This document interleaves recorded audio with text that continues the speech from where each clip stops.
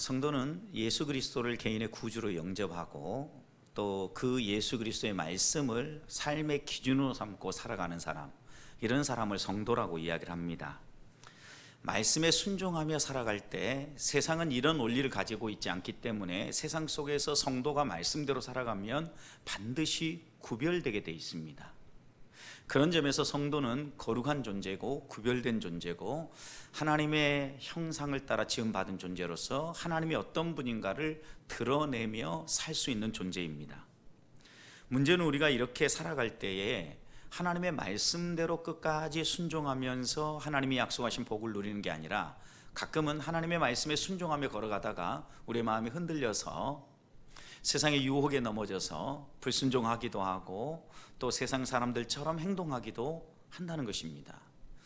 그래서 오늘 모세는 모압 평지를 배경으로 해서 이제 가나안 땅을 바라보고 가나안 땅에 들어가서 어떻게 살 것인가 고민하고 있는 그들에게 하나님이 주신 언약의 말씀을 다시 한 번 더 다짐하게 했죠.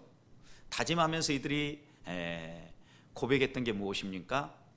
하나님 말씀대로 순종하면 복을 받지만 하나님의 말씀에 불순종하면 화를 당한다, 벌 받는다. 분명히 이들은 하나님 앞에서 약속의 말씀 앞에 아멘이라고 하다 보면서 고백을 했습니다.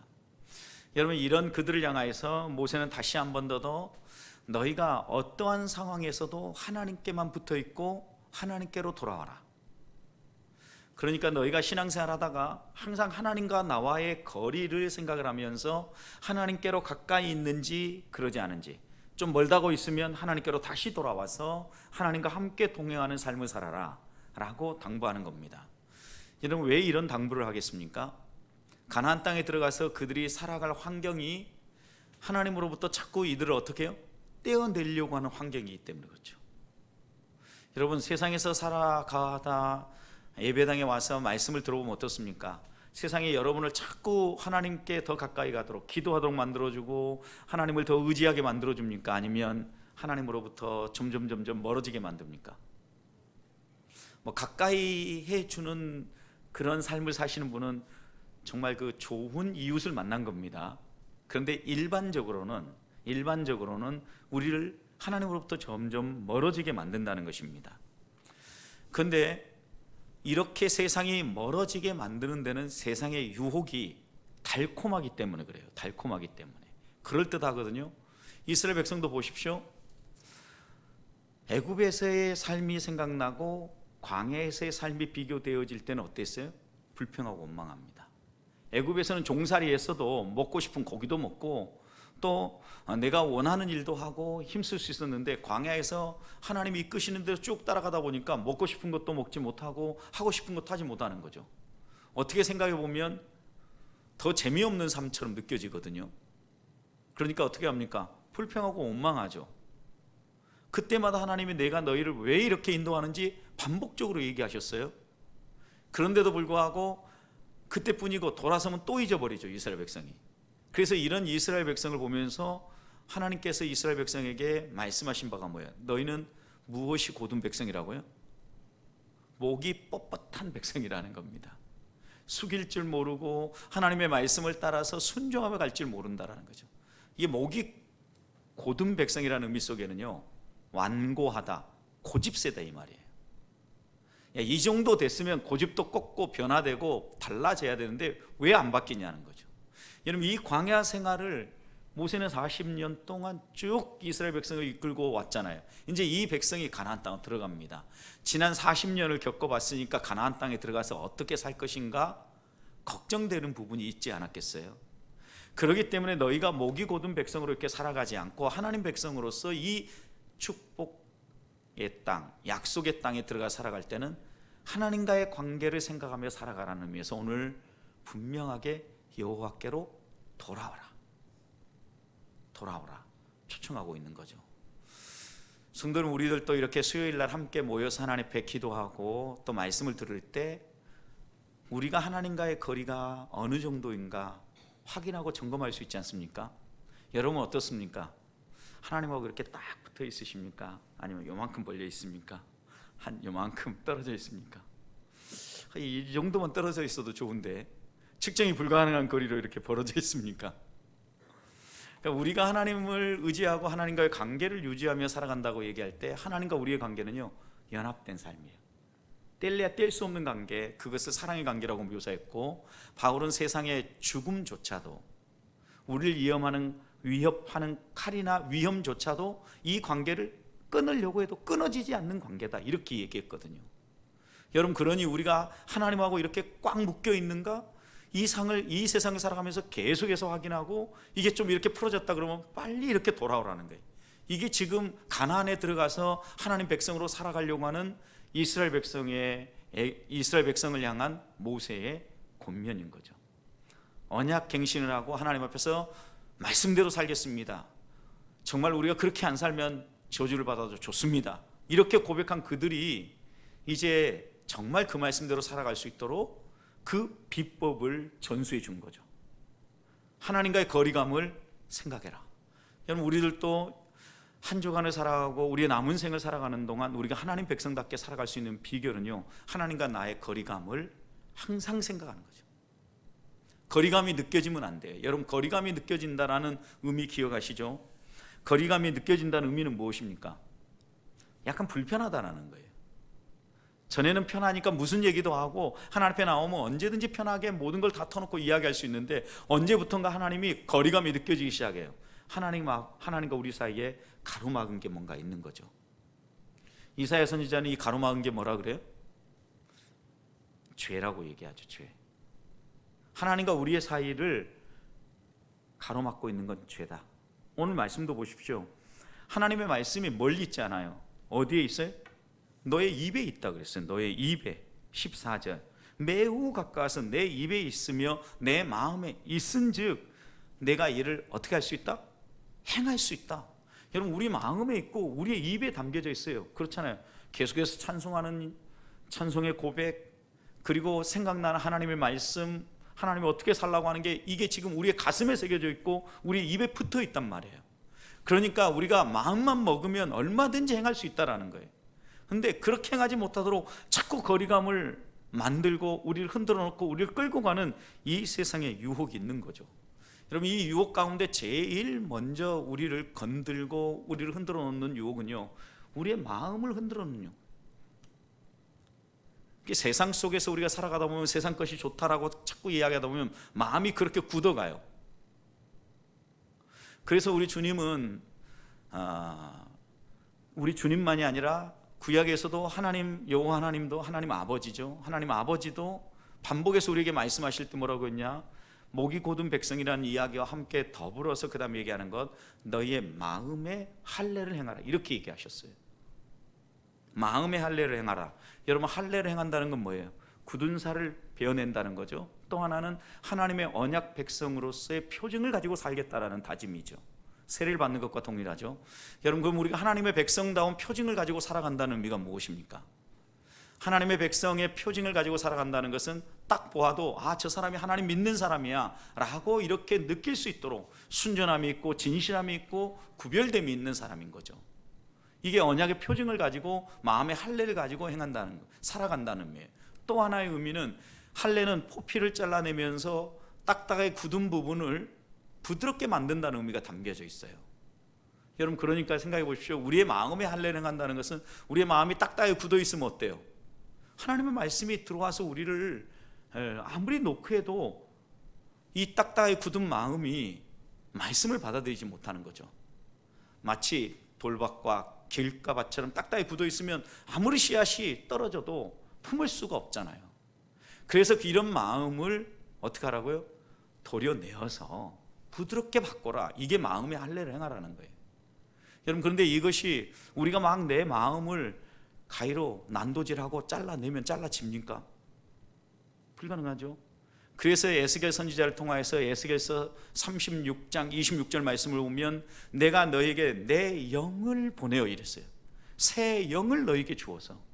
여러분, 우리의 마음을 도려내고 우리의 마음의 수술을 하는 것은요, 전적으로 하나님의 영이 가능하다라는 거예요.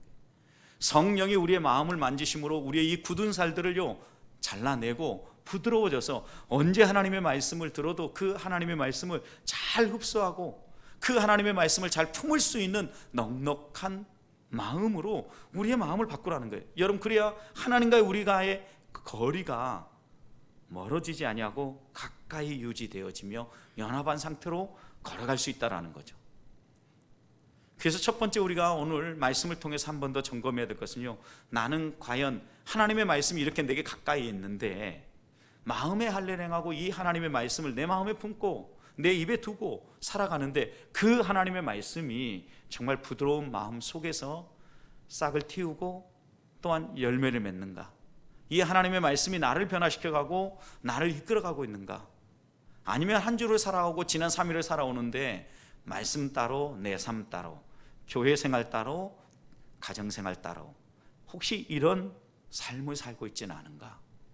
한번 돌아보면서 하나님 앞에서 하나님, 제 안에 새 영을 부어주십시오.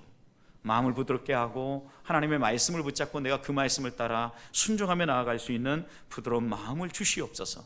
하나님께 속하여 하나님 편에 서게 해 주시옵소서. 기도하며 나아가는 성도들이 되시기를 축복합니다. 두 번째입니다.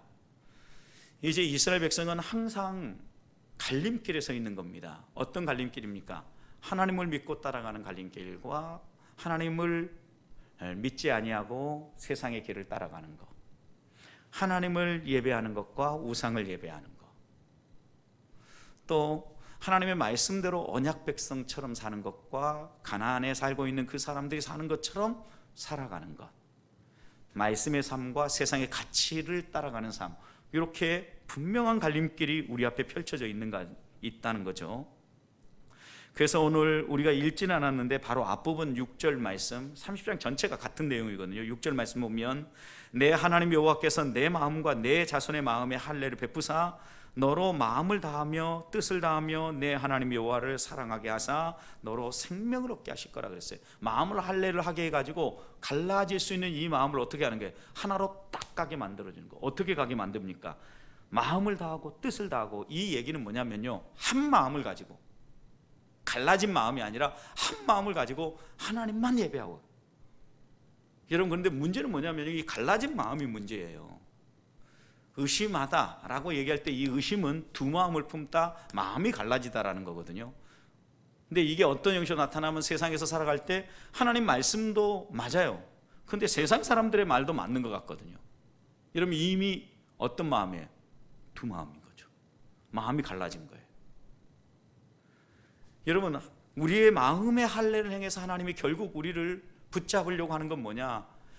마음을 다하고 뜻을 다하여 전심으로 한 마음으로 하나님 말씀만 붙잡고 살아가게 만들려고 하는 게 하나님이 우리에게 베풀어 주시는 은혜예요. 새 영을 부어주시는 이유예요. 그렇다면 우리가 다시 한번 물어봐야 합니다. 우리는 과연 그 말씀 그대로 살아가고 있는가? 여호수아는 세상을 떠날 때, 지금 모세가 세상을 떠나기 전에 지금 마지막 고별 설교를 하는 거잖아요. 여호수아도 세상을 떠날 때 마지막 고별 설교를 했어요. 여호수아 24장 15절 말씀 보면 백성들 향해서 이렇게 선언합니다. 나와 나의 가족들은 여호와 하나님만 섬기겠다. 너희들도 오늘 누구를 섬길 것인가 선택해라. 이렇게 얘기했어요. 다른 게 없어요. 딱 정확해요. 여러분, 엘리야 선지자가 갈멜산에서 바알과 아세라 신을 섬기는 선지자들과 대결할 때 이스라엘 백성들을 앞에 두고 뭐라고 얘기했습니까? 이스라엘 백성들, 너희들도 선택해라. 바알과 아세라 신을 섬기는 이 사람들 편에 서겠느냐, 아니면 하나님 한 분만을 섬기는 신앙에 서겠느냐. 양다리 걸치지 말고 양쪽에서 머뭇머뭇한다는 얘기는 여기도 좋아 보이고 여기도 좋아 보이거든요. 이 양에 붙잡는데 둘 다 붙잡고 살면 안 되겠습니까? 이렇게 얘기하는 거거든요. 이게 머뭇거리는 신앙이거든요. 양다리 신앙. 여러분, 혹시 우리도 안 그럽니까? 가끔 우리가 이렇게 이제 지금 교회 신앙생활 열심히 한다 그러면서도 세상에서 나가서 살아갈 땐 세상의 가치를 가지고 살아가. 이게 양다리 전법이거든요. 손해볼 일이 없다라고 생각하는 거죠. 이건 세상의 가치예요. 그러나 하나님은 이런 것을 단호하게 끊으라고 얘기하거든요. 한 마음, 마음의 할례를 행한다. 선택을 분명히 해라. 그리고 하나님의 말씀에만 순종해라. 분명하거든요. 그럼에도 불구하고 우리들이 이렇게 못하는 이유가 무엇인가를 분명히 찾아내지 않으면 예배를 수천 번 드려도, 그리고 하나님 앞에 수천 번 기도를 해도 아무런 신앙의 변화가 일어나지 않아요. 우리의 신앙의 변화를 위해서는 내가 하나님 앞에서 뭘 선택하고 어디를 걸어가고 있는가 스스로 확인해야 되고, 나는 정말 갈림길에 설 때마다 두 마음이 아니라 정말 할례 받은 온전한 마음, 마음과 뜻을 다해서 하나님을 사랑하고 하나님의 말씀을 선택하며 순종하는가. 손해를 봐도, 어려움을 겪어도, 고난이 다가와도, 여러 사람들에게 손가락질을 당해도, 따돌림을 받아도 그 길을 선택하고 가는가. 우리는 다시 한 번 더 마음에 물어야 돼요. 그리고 오늘 이 아침에 우리가 기도할 때 두 번째 기도 제목은 성령의 은혜로 마음의 할례뿐만 아니라, 두 번째, 하나님 내 앞에 선택의 순간이 올 때마다 말씀을 선택하고 하나님을 선택하고 타협하지 않게 해주시옵소서. 두 번째 기도 제목이에요. 우리가 하나님의 도움 없이는요 결코 살아갈 수 없다라는 거 생각해 보십시오. 그렇다면 선택이 분명해야 되는데, 오늘 우리가 읽진 않았는데 뒷부분 19절과 20절 말씀을 보십시오. 내가 오늘 하늘과 땅을 불러 너희에게 증거를 삼노라. 내가 생명과 사망과 복과 저주를 너 앞에 두었다 그랬어요. 하나님 분명히 얘기하잖아요. 우리 앞에 펼쳐지고 있는 이 세상에서의 삶이 무엇인가. 가나안에 들어가서 약속의 땅이고 하나님이 복 주신 그 땅에 들어가서 살아가는데 그들 앞에 어떤 세상이 펼쳐질 건가에 대해서 분명히 얘기해요. 하나님이 놔뒀다는 게 뭘 놔뒀어요? 생명과 사망, 또 하나는 뭐예요? 복과 저주. 여러분 이렇게 얘기하면 뭐 선택하시겠어요? 두말할 나위 없죠. 생명을 선택하고 하나님을 선택하고 말씀을 선택하고 순종하는 사람을 선택한다고 얘기해요. 그런데 우리가 하나님을 정말 그렇게 하는가 이거예요. 20절도 이어보십시오. 내 하나님 여호와를 어떻게 하고? 사랑하고 그의 말씀을 어떻게 하고? 청종하고 또 그를 어떻게 해요? 의지하라. 여러분 사랑하고 청종하고 의지하고, 그러니까 하나님을 사랑한다면요 하나님의 말씀을 듣게 돼 있다는 거예요. 듣고 따르게 돼 있어요. 그리고 그렇게 따라서 살다 보면 하나님만 의지하게 돼 있다는 거예요. 우리의 의지하고 있는 것들을 하나하나 내려놔야 되는 것을 지금 분명히 이야기하고 있는 거죠. 오늘 나는 무엇을 선택하는가 한번 되돌아보면서 갈림길에서 정말 하나님을 선택하고 말씀을 선택하고 또 하나님이 원하는 삶을 살아갈 수 있도록 인도해 주시옵소서. 기도하며 나아가기를 소망합니다. 자, 하나님께로 돌아오라 그랬습니다. 그러면 하나님께 돌아오라고 초청하시는데 하나님께 돌아갈 때는 언제입니까, 여러분? 거리감이 있을 때죠. 여러분 거리감이 있다라는 것은 우리 안에 무언가 죄가 있다라는 것이 딱 깨달아졌을 때예요. 그때는 어때요? 언제예요? 바로 무릎 꿇고 하나님께로 돌아갈 때예요. 주저하면 주저하는 만큼 손해예요. 성경이 분명히 가르치는 바거든요. 그런데 사람들은요 이걸 깨달았을 때 여러 가지 반응을 해요. 한번 넘어졌는데 하나님이 알아서 하시겠지. 이 마음속에는요 하나님이 알아서 처리해 주시겠다라는 말도 있지만 될 대로 되겠지. 여러분 그런데 우리의 신앙생활은 절대 될 대로 되라는 식으로 내려놓고 갈 수 있는 신앙생활이 아니에요. 바울은 분명히 했잖아요. 뒤에 있는 것은 잊어버리고 앞에 있는 표대를 잡으려고 나는 그것을 향하여 쫓아가노라. 히브리서 12장 1절, 우리에게 허다한 증인들이 있다. 믿음의 경주를 할 때 우리의 시선을 어디에 고정하자? 믿음의 주요 온전케 하신 예수님께 고정하자 그랬잖아요. 여러분 그냥 우리가 걸어가는 게 아니에요. 그러니까 한번 넘어졌다고 해서 이왕 넘어졌으니까 뭐 그냥 그럴 수도 있지, 뭐 내가 약하고 연약하니까, 이렇게 신앙생활 하라고 하나님 우리를 부르지 않았다란 말이에요. 또 넘어질 때 아니 하나님이 넘어지지 않도록 우리를 창조해 주시면 좋잖아요. 하나님 믿고 의지하면 성령의 강력한 은혜로 그런 죄에 노출도 안 되고 넘어지지 않도록 딱 보호해 주면 되잖아요, 하나님 백성을. 근데 왜 하나님이 이렇게 우리를 지으셔가지고 맨날 이 고생하게 만드냐고 그러면서 불평하고 원망을 합니다. 하나님이 원하시는 것은요 우리가 선택하고 하나님을 닮아가면서 하나하나 이루어내는 기쁨. 여러분 이런 기쁨이 있죠. 어때요? 한 발 한 발 무언가가 이루어질 때의 기쁨, 분명히 우리가 기억하죠. 신앙생활 할 때 여러분 한 번도 하나님의 은혜를 느끼지 못해가지고 나도 하나님 한번 느껴보면 좋겠습니다 그랬는데 뭔지는 모르겠는데 어느 날 갑자기 하나님이 갑자기 느껴지고 막 그냥 눈물 콧물이 나. 은혜가 뭔지 정의는 안 돼. 그런데 뭔가가 내 안에 화학적 반응이 일어나고 있다는 건 느껴지는 거죠 여러분. 이게 너무 어려운가요? 그러면요 여러분 아이들 키울 때 봐봐요. 변화가 일어날 때마다 어때요? 신기하고 신나잖아요. 이제는 애들이 아니죠. 손주들이죠. 여러분 손주들이 크는 모습 봐봐요.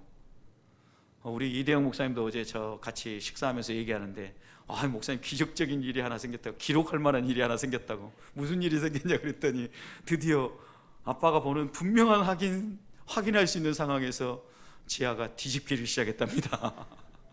기록적인 날입니다 어제는. 예를 들면 우리의 변화. 그런데 여러분 또 생각해 보십시오. 얘가 뒤집기만 해도 이런데 어느 날 갑자기 한 발을 떼었어요. 그리고 아이가 뭐라고 중얼중얼 웅얼웅얼 했는데 어느 날 갑자기 아빠 이렇게 불러봐요. 완전히 넘어가는 거죠. 이제 그때부터는 뭔가가 변화가 일어나는 거죠 여러분. 이렇게 하나님이 원하는 것은요 분명한 변화와 어디로 이끌어 가고자 하는가 이게 있단 말이에요. 그런데 우리는 그냥 넘어지면 넘어진 대로, 아니 나이가 이대로 됐고 그냥 교회나 그냥 조용히 왔다 갔다 하면서 천국 가면 되지. 신앙생활을요 너무 느슨하게 생각하고 신앙생활하는 경향이 있다는 거예요. 여러분 이렇게 신앙생활하고 하나님 우리를 부르지 않았어요? 여러분 남은 생이 예를 들어서 100세 시대다, 70 되셨으면 이제 30년 남았는데 30년 동안 허송세월하다 그냥 그럭저럭 살다가 오라고 하나님이 여러분의 생명을 유지시켜 주시겠습니까? 보존시켜 주시겠습니까? 절대 그럴 뿐이 아니라고요. 우리가 믿는 하나님은 우리가 분명히 이유가 있어요. 사명이 있어요. 내가 몸이 연약하고 아파도 아직도 우리에게 생명을 주신 것은요 무언가 할 일이 있기 때문이에요. 그게 뭐냐는 거죠. 그게 하나님이 지금 우리에게 소원을 두고 행하시는 일이 뭐냐 이거죠. 우리가 그 일을 위해서 우리의 마음을 듣고 헌신해야 되는데 이것을 오늘 이 모세는 여호와께 돌아와라, 여호와께 돌아와라 이 말로 지금 함축해서 표현하고 있는 거죠. 하나님께 돌아온다는 의미가 뭐예요 여러분? 하나님 말씀을 듣고 청정하고 하나님이 내게 주신 소명, 하나님이 나를 향하여 가신 계획, 이게 뭔가를 알고 그것을 따라 살아간다는 거죠. 여러분 얘가 왜 뒤집을까요? 얘가 왜 걸으려고 할까요? 얘가 왜 어느 시간이 되면 엄마라고 부르고 아빠라고 부를까요? 왜요? 왜 그럴까 여러분 생각해 보지 않았어요? 그것에 대한 답이 나오면 하나님이 왜 우리를 그냥 신앙생활 하는데 그냥 가만두지 않고 왜 자꾸 잘하라 그러고 성숙하라 그러고 하나님 말씀 따라가라고 표대를 향하여 따라가는지 그 이유가 분명히 나오거든요. 얘들 입장에서 이제 나중에 걸음마 시켜보십시오. 얘는 어때요? 죽을 맛이죠. 또 왜 그래야 되는데 나는 안 걷고 그냥 가만히 있고 엄마 아빠가 갖다 주는 거 먹어도 좋은데 뭐 왜 그래야 돼? 아이 입장에서는 그렇게 생각할 수도 있잖아요. 우리는 신앙생활 할 때 이런 입장이란 말이에요. 지금이 좋은데 이 정도만 하면 되고 좋고, 또 교회 안에서 신앙생활 할 때 직분을 받으려고 하면 어떡합니까? 마음에 강력한 부담이 옵니다. 우리 임직 씨가 얼마 전에 있었는데 나는 지금 집사가 좋은데 왜 권사는 데려가는 거야? 난 집사가 좋은데 왜 장로가 데려가는 거야? 마음에 강력한 부담이 되고 피하고 싶은 마음이 들기도 하잖아요. 근데 왜 그렇게 해야 되는데요? 그냥 시간이 흐르고 나이가 들면 이렇게 되니까? 아이도 그렇게 안 하고 나이가 들면 이렇게 살아가야 되니까? 아니죠. 하나님이 우리 인간이라면 어떻게 사는 게 인간답게 사는 것인지 분명하게 우리에게 보여주신 거죠. 그리고 그렇게 살아가도록, 이 아이가 그렇게 자라가도록 하나님께서 한 발 한 발 이끌어주고 그렇게 자라가야 된다고 생각하니까 부모도 그렇게 이끄는 거죠. 예를 들어 생각해 봐요. 아이들이 자랄 때 저희도 큰애가 키가 천천히 자라가지고요, 초등학교 3학년까지 반에서 1번, 2번 이러고 있으니까 이놈이 언제 자라는가 되게 속상하더라고요. 저도 1번, 2번은 안 했고 아내도 1번, 2번 안 했는데 분명히 언젠가 클 것 같은데 그래서 아이가 이제 가끔 그 친구들하고 놀다가 놀림받은 게 얘 땅꼬마야 이러면 되게 속상하더라고요. 옆에 그 얘기, 그 별명이라는 이야기만 들어도 속상한 거예요. 왜요? 그냥 그렇게 살면 안 돼요? 자라가야 된다라는 우리의 마음의 어떤 방향, 소망이 있기 때문이에요. 성도는요, 자라간다는 의미가 뭐예요? 여호와께 돌아가고 여호와가 붙어 있다는 거고 하나님을 닮아간다는 거예요. 그런데 하나님은 안 닮아가, 하나님은 안 붙어 있어. 그래도 전혀 이게 안 불편하게 느껴져. 이게 지금 우리 신앙생활에 지금 풀어야 될 숙제 중에 숙제래요. 여호와께 돌아오라는 이 말씀을 또 생각해야 돼요. 또 하나, 여호와께 돌아오라고 할 때는 여러분, 돌아가려고 하면 돌아가는 순서가 있잖아요. 아이도 여러분 우유 먹고 이유식하고 밥을 먹어. 그 다음 건강한 성인으로 청소년 시절, 청년 시절, 성인 이렇게 성장해 가는 것처럼 과정이 있단 말이죠. 돌이킴에도 과정이 있어요. 돌이킴에도. 여러분, 오늘 돌이킴의 과정에 대해서도 돌아오라고 하는 그 단락에는 안 들어있는데 1절 말씀을 보세요. 어떻게 돌아오라고 하는지. 내가 내게 진술한 모든 복과 저주가 내게 임함으로 내가 내 하나님 여호와께로부터 쫓겨간 모든 나라 가운데서 이 일이 마음에 어떻게 하거든? 기억나거든 그랬어요. 여러분, 하나님의 말씀 앞에서 언약하고 내가 언약 백성으로 이렇게 살아야 된다라고 다짐하고 하나님의 말씀을 떠나면 저주를 받는다라고 이렇게 맹세한 것이 기억나거든 그랬어요. 하나님과의 언약, 하나님의 말씀, 이것이 생각날 때마다 어떻게 해요? 돌아오라는 거죠. 여러분, 그러니까 우리가 이 세상을 살아가면서 여호와께 돌아가고 하나님과 연합한 이런 삶을 살기 위해서는요, 하나님이 기억나야 돼요. 하나님의 말씀이 기억나야 돼요. 하나님의 말씀이 기억나지 않고 하나님이 생각나지 않으면 그냥 살게 돼 있어요. 그래서 하나님이 기억나도록 하기 위해서 하나님이요, 새벽 기도 시간도 주셨고, 이렇게 수요일에 함께 모여서 예배할 수요 예배도 주셨고, 금요일에 함께 기도할 수 있는 그레이스 프로보십과 같은 기도 시간도 주신 거예요. 여러분, 이런 시간들을 통해서 우리가 뭘 확인하는 거예요? 내가 하나님께로 돌아가고 하나님 백성이고 하나님 백성답게 어떻게 살아야 되는가를 생각하고 또다시 우리의 삶에 터져놓고 가는 거 아니겠습니까? 그런 점에서 우리들이 다시 한 번 더 하나님 앞에서 먼저 기억해야 돼요. 그리고 난 다음에 2절 3절 이어서 읽어보면 여호와께 돌아가는 거예요.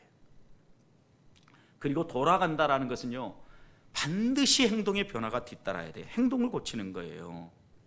여러분, 11절 말씀을 다시 보십시오. 오늘 읽었던 말씀. 내가 오늘 내게 명령한 이 명령은 내게 어려운 것도 아니요 먼 것도 아니라. 그리고 12절 13절 보십시오. 우리들이 지켜야 될 말씀이 어디에 있는 게 아니에요? 하늘에 있는 게 아니에요. 그 다음에 또 어디에 있는 게 아니에요? 저 바다 한가운데 있는 것도 아니라 그랬어요. 여러분, 이 말은 무슨 말이에요? 야, 저 하늘 꼭대기에 있으니까 너가 가서 그 말씀 좀 하늘에서 좀 따와봐. 그러면 그 말씀 읽고 우리가 좀 그대로 좀 살아보게. 저 바다 한가운데 있으니까 누가 가서 저 바다 한가운데 있는 저 말씀 좀 우리에게 가져다가 좀 들려줘봐. 하나님 이렇게 두지 않았단 말이에요. 언제나 하나님의 말씀을 대하면 읽을 수 있고 하나님의 말씀을 언제나 가까이에서 접할 수 있도록 두셨다는 거예요. 그래서 14절에 이 하나님의 말씀이 너에게 매우 가까이 있다. 매우 가까이 있다. 어느 정도 가까이 있어요? 입에 있고 네 속에 있다. 너 마음 속에 있다. 이렇게 이야기한 거죠. 왜 이렇게 두신 거예요? 그 다음이 이유예요. 그 다음 14절 마지막에 뭐라고 했어요? 내가 이를 행할 수 있느니라. 여러분, 돌아오라는 얘기는요, 하나님의 주신 언약의 말씀을 기억하고 그 말씀대로 행동을 고치라는 거예요. 행동을 고치라는 거. 무슨 행동을 고쳐야 될지는 사람들마다 다 다를 수 있습니다. 그러나 분명한 것은 하나님을 닮아가지 않는 우리들의 모습들을 내려놓고 하나님을 닮아가기로 하는 겁니다. 이기적인 마음들을 내려놓고 우리 주님처럼 사랑하며 사는 것입니다. 하나님 앞에서 혹시 내가 돌아가서 고쳐야 될 행동이 무엇인가를 오늘 다시 한 번 더 생각해 봅시다. 그리고 하나님 믿는 사람답게, 야, 저 사람 정말 걸어다니는 천사 같아. 저 사람 하나님 믿는 사람 맞아. 예수 믿는 사람이야. 냄새나. 이런 이야기를 들을 수 있는 우리 보배교회 성도들이 되시기를 주님의 이름으로 축복합니다.